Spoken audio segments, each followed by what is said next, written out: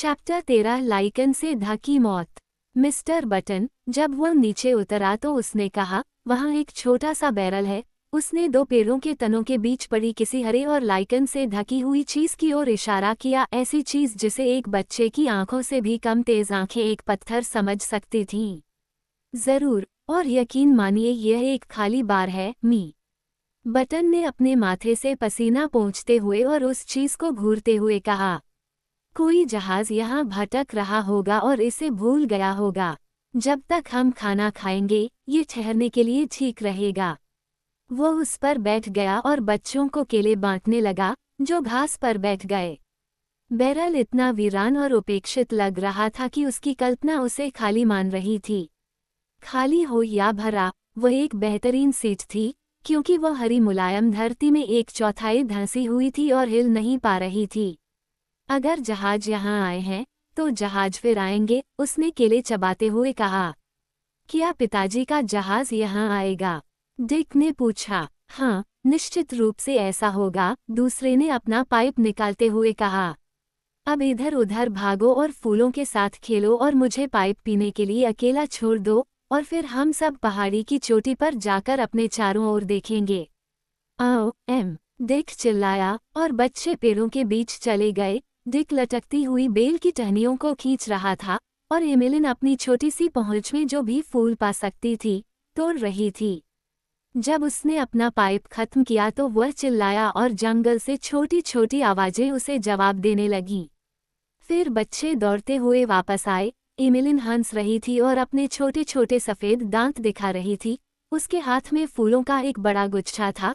Dick के हाथ में फूल नहीं थे, लेकिन उसके हाथ में एक बड़ा हरा पत्थर था। देखो, मैंने कितनी अजीब चीज पाई है, वह चिल्लाया, इसमें छेद हैं। धड़ाके से मिस्टर बटन बैरल से उछलते हुए चिल्लाया, जैसे किसी ने उसमें सुई चुभो दी हो। तुम्हें ये कहाँ मिला? इसे छूकर तुमने क्या सोचा? इसे यहीं दे दो। उसने उसे सावधानी से अपने हाथों में लिया। वो लाइकन से ढकी खोपड़ी थी, जिसके पिछले हिस्से में एक बड़ा गड्ढा था, जहां उसे कुल्हाड़ी या किसी धारदार औजार से चीरा गया था।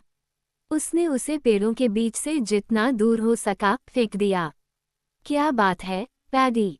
डिक ने बूढ़े आदमी के व्यवहार से आधा आश्चर्यचकित और आधा भयभीत होकर पूछा। ये कुछ भी अच्छा नहीं है, श्री बटन ने उत्तर दिया। डिक ने बड़बड़ाते हुए कहा, वहां दो और थे और मैं उन्हें भी लाना चाहता था। तुम उन्हें अकेला छोड़ दो। मुशा, लेकिन यहाँ पहले भी कई बार काला धंधा हुआ है। यह क्या है, एमिलिन? एमिलिन ने प्रशंसा के लिए फूलों का गुच्छा पकड़ा हुआ था। उसने एक बड़ा भड़कैला फूल लिया, अगर फूलों को कभी भड़कैला कहा जा सकता है, और उसके डंठल को अपने कोट की जेब में रख लिया। फिर वह ऊपर की ओर चला गया और जाते समय कुछ बुदबुदाता हुआ। वे जितने ऊंचे होते गए, पेड़ उतने ही कम घने होते गए और नारियल के पेड़ भी उतने ही कम होते गए। नारियल के पेड़ समुद्र से प्यार करते हैं, और यहाँ जितने भी नारियल के पेड़ थे वे सभी लेगून की ओर अपना सिर झुकाए हुए थे, मानो उसे पाने के लिए तरस रहे हों। वे एक गन्ने की झाड़ी से गुजरे, जहाँ 20 फीट ऊंची बेंतें आपस में सरसराहट की तरह फुसफुसा रही थीं। फिर एक धूप से भरी घास, जिसमें पेड़ या झाड़ी नहीं थी, उन्हें तेजी से ऊपर की ओर लगभग 100 फीट की दूरी पर ले गई, जहां एक बड़ी चट्टान, द्वीप का सबसे ऊंचा बिंदु, धूप में अपनी छाया डाल रही थी। चट्टान लगभग 20 फीट ऊंची थी और उस पर चढ़ना आसान था।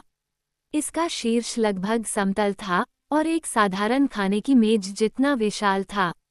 इससे द्वीप और समुद्र का पूरा नज़ारा देखा जा सकता था। नीचे देखते हुए किसी की नज़र हिलते डुलते पेड़ों की चोटियों से होते हुए लेगून तक जाती थी। लेगून के पार चट्टान तक, चट्टान के पार प्रशांत महासागर के अनंत विस्तार तक। चट्टान ने पूरे द्वीप को घेर रखा था, यहाँ जमीन से दूर, यहाँ नज़दीक। इस पर सर्फ का गाना फुसफुसाहट की तरह आ रहा था, बिल्कुल वैसे ही जैसे आप सीप में फुसफुसाहट सुनते हैं। लेकिन एक अजीब बात यह है कि हालांकि समुद्र तट पर सुनाई देने वाली आवाज़ निरंतर थी, यहाँ ऊपर एक अंतराल को पहचाना जा सकता था, क्योंकि एक के बाद एक टूटने वाले नीचे कोरल स्ट्रैंड पर खुद को मार रहे थे।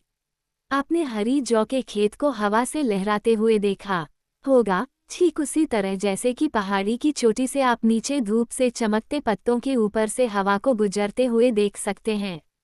दक्षिण पश्चिम से हवा बह रही थी और बरगद और कोको पाम, आटू और ब्राडफ्रूट के पेड़ खुशनुमा हवा में झूम रहे थे और हिल रहे थे।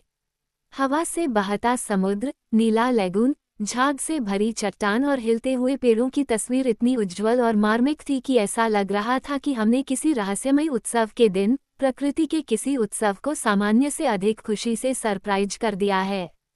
मानो इस विचार को और पुख्ता करने के लिए कभी कभी पेड़ों के ऊपर रंगीन सितारों का रॉकेट जैसा कुछ फूटता था। तारे हवा में झुंड बनाकर उड़ जाते और खो जाते। वे पक्षियों की उड़ानें थीं। नीचे पेड़ों पर सभी रंग के पक्षी रहते थे, नीले, लाल, कबूतर के रंग के, आंखों से चमकते हुए, लेकिन बिना आवाज के। चट्टान से आप कभी कभी समुद्री पक्षियों को यहाँ वहाँ धुएं के छोटे छोटे गुब्बारों की तरह बादलों में उड़ते हुए देख सकते थे। लैगून, यहाँ गहरा, यहाँ उथला, अपनी गहराई या उथल पुथल के अनुसार अल्ट्रामरीन या आकाश के रंग प्रस्तुत करता था। सबसे चौड़े हिस्से सबसे हल्के थे क्योंकि सबसे उथले थे, और यहाँ वहाँ उथले पानी में आप सतह तक पहुँचने वाली कोरल पसलियों की एक धुंधली रेखा देख सकते थे। अपने सबसे चौड़े हिस्से में द्वीप 3 मील चौड़ा हो सकता था। घर या बस्ती का कोई निशान नहीं दिख रहा था और पूरे विस्तृत प्रशांत महासागर में एक भी पाल नहीं था। यहाँ ऊपर रहना एक अजीब सी जगह थी। खुद को घास, फूल और पेड़ों से घिरा हुआ पाना और प्रकृति की सारी दयालुता, हवा के झोंके को महसूस करना, पाइप पीना और यह याद रखना कि आप एक निर्जन और अनजान जगह पर हैं। एक ऐसी जगह जहां हवा या समुद्री पक्षियों के अलावा कोई संदेश कभी नहीं पहुंचाया गया। इस एकांत में भरिंग को इतनी सावधानी से चित्रित किया गया था और फूल को इतनी सावधानी से संभाला गया था मानो सभ्य दुनिया के सभी लोग आलोचना या अनुमोदन के लिए खड़े हों। संभवतः विश्व में कहीं भी यहाँ के समान आप मनुष्य के महान कार्यों के प्रति प्रकृति की शानदार उदासीनता की सराहना नहीं कर सकते। बूढ़ा नाविक इस तरह की कोई बात नहीं सोच रहा था। उसकी नज़रें दक्षिण पश्चिम की ओर क्षितिज पर एक छोटे और लगभग अदृश्य दाग पर टिकी हुई थीं। इसमें कोई संदेह नहीं कि यह क्षितिज पर एक और द्वीप था जो लगभग पूरी तरह से ढह चुका था। इस दाग को छोड़कर समुद्र का पूरा चक्र खाली और शांत था। एमिलिन उनके पीछे चट्टान तक नहीं गई थी। वो वनस्पति विज्ञान के अध्ययन में गई थी, जहाँ कुछ झाड़ियों में लाल रंग के अरीता जामुन के बड़े बड़े गुच्छे लगे हुए थे, मानो सूरज को ये दिखाना चाहते हों कि पृथ्वी जहर बनाने के मामले में क्या कर सकती है। उसने उनमें से 2 बड़े गुच्छे तोड़े और इस खजाने के साथ चट्टान के तल पर पहुंची। इन जामुनों को नीचे रख दो, मिस्टर बटन चिल्लाया जब उसने उसका ध्यान अपनी ओर खींचा। इन्हें अपने मुंह में मत डालो, ये कभी न उगने वाले जामुन हैं। वह चट्टान से नीचे उतरा, मुट्ठी बांधकर जहरीली चीजों को फेंका और एमिलिन के छोटे से मुंह में देखा, जिसे उसके आदेश पर उसने पूरा खोल दिया। हालांकि उसमें सिर्फ एक छोटी सी गुलाबी जीभ थी, जो गुलाब की पत्ती की तरह मुड़ी हुई थी। जामुन या जहर का कोई निशान नहीं था। इसलिए उसे थोड़ा हिलाते हुए, जैसा कि ऐसी परिस्थितियों में एक नस करती, उसने डिक को चट्टान से नीचे उतारा और वापस समुद्र तट की ओर ले गया।